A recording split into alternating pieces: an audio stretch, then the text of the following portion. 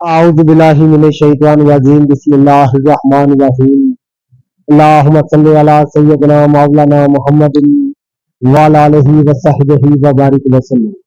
तमाम तारीफ़ें रब्बुल इज़्ज़त की है जो तमाम जहानों को पालने वाला है, जिसकी तमाम जहानों में बादशाहत है, जो हर चीज़ का हकीकी मालिक है। नाज़िर मैं हूँ हकीम आमिर शहजाद डस्का से आपकी खिदमत में नाज़िर जो फ़न तेब है मैं अर्ज़ करता हूँ, जड़ी बूटियों की सही शक्ल सूरत। ये व्लॉग मैं नहीं बनाता, लेकिन बहुत सारे दोस्तों ने मुझे फरमाया कि आपका शहर कहाँ है, आपका शहर कैसा है। आज मैं आपको शहर का तमाम जो है अपनी वीडियो में दिखाऊंगा, अपना शहर डस्का जो है। तो नाज़िर यहाँ मैं खड़ा हूँ, ये हमारे शहर की इब्तिदा यहाँ से हो जाती है। यानी मैं मौवी रिंजाई खड़ा हूँ, जो कि डस्के की सबसे पहली, जब गुजरांवाले से आप सियालकोट जाएंगे, ये हाईवे जो वन वे हाईवे है, इस पर आप आएंगे तो सबसे पहले रंजाई स्टॉप आएंगे। यहाँ से डस्के की आबादकारी शुरू हो जाती है। फिर आगे जाकर मैं आपको दिखाऊंगा कि कहाँ पर इख्तिताम पजीर होती है। ये हाईवे रोड जो है, वन वे रोड, डस्के के बीचों बीच होता हुआ सियालकोट चला जाता है, गुजरांवाला से आता है और सियालकोट चला जाता है। आज मुकम्मल तौर पर मैं आपको दिखाऊंगा हमारा शहर कैसा है, इसके अंदरून जो मनाजर हैं मैं वो भी दिखाऊंगा। मेरे साथ रहिएगा। बेशक अल्लाह ताला ही ऐसे हजारों शहर आबाद करने वाला है। तो ये आप हाईवे देख रहे हैं जो गुजरांवाले से सियालकोट जाता है। डस्का यहीं से डस्के की इब्तिदा होती है, डस्के की आबादकारी यहाँ से होती है, जो आप देख रहे हैं।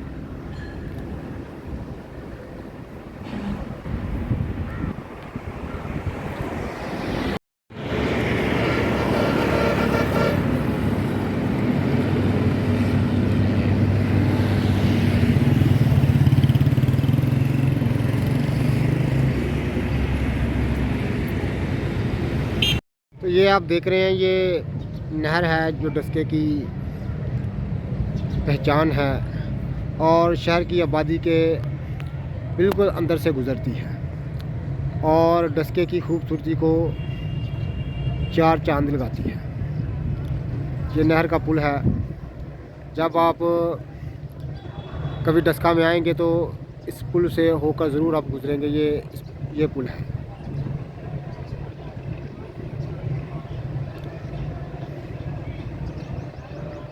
ये आप देख रहे हैं।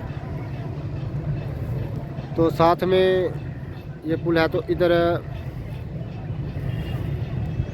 ये क्वार्टर बने हुए हैं जो महकमा जंगलात है, नहर का है, उसके मुलाजमों के रहने के लिए ये साथ में क्वार्टर बने हुए हैं।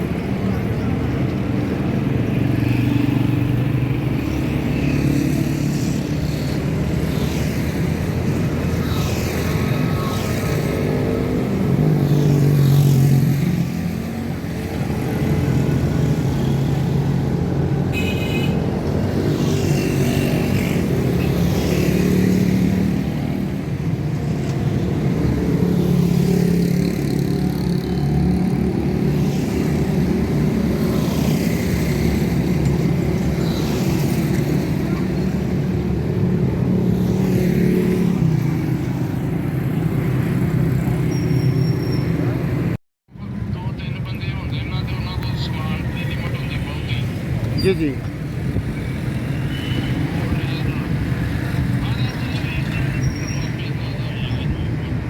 हाँ इंशाल्लाह ताला ये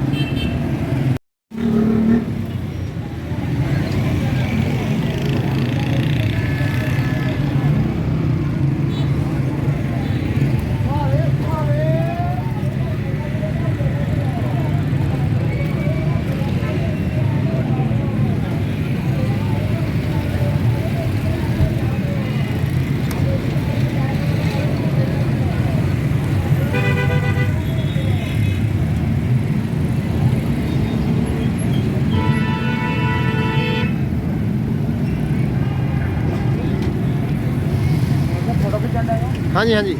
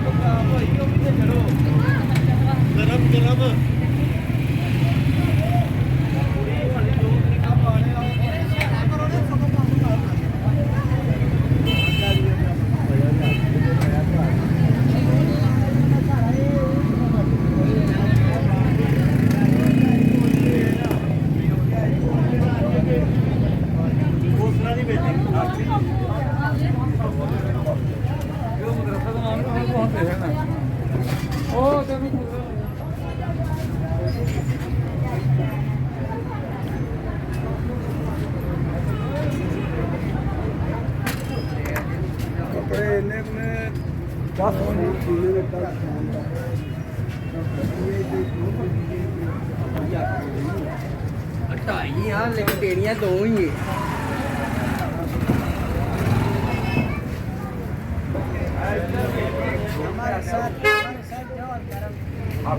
ये फिल्म का दी बन रही है ए फिल्म ओदे ते चढ़नी है इंग्लिश मूवी है